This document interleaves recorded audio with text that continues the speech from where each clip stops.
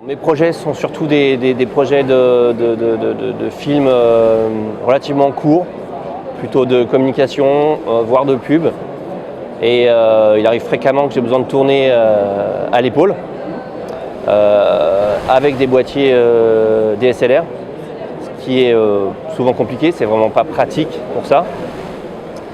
Donc la solution que j'ai trouvée pour ça, c'est d'utiliser un EasyRig, ça me va très bien à moi. D'autres préfèrent la crosse épaule, moi je préfère vraiment le EasyRig. Ça me libère une main et ça me permet de pouvoir me concentrer sur le point et d'autres réglages caméra, ce qui est plus difficile avec des poignets à mon sens. Je suis intervenu à plusieurs reprises sur des documentaires sur la mode, sur des petits films disons de communication pour des produits de luxe, cheveux, maquillage. Et ça m'est arrivé de tourner des documentaires complets, avec pas mal de caméras en séquence et à l'épaule, avec l'EasyRig. Ça a été un apprentissage d'abord.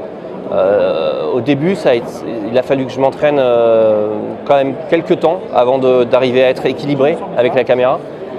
Et une fois que cette étape a été passée, j'ai trouvé que c'était un système, un bon compromis. C'est-à-dire que ça m'a libéré pas mal en ce qui concernait la stabilité de la caméra. Disons que ça répartit la charge, la contrainte, plutôt en bas du dos plutôt que vers le haut du dos. C'est-à-dire que les bras sont plutôt soulagés. Mais par contre, la charge est quand même répartie sur les hanches et le bas du dos. Donc il faut penser à très bien se placer sur les jambes.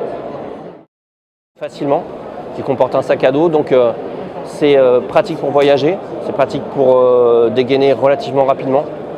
Et ça m'a permis de tourner vraiment longtemps à l'épaule, ce que j'aurais vraiment pas pu faire, à mon sens, sans.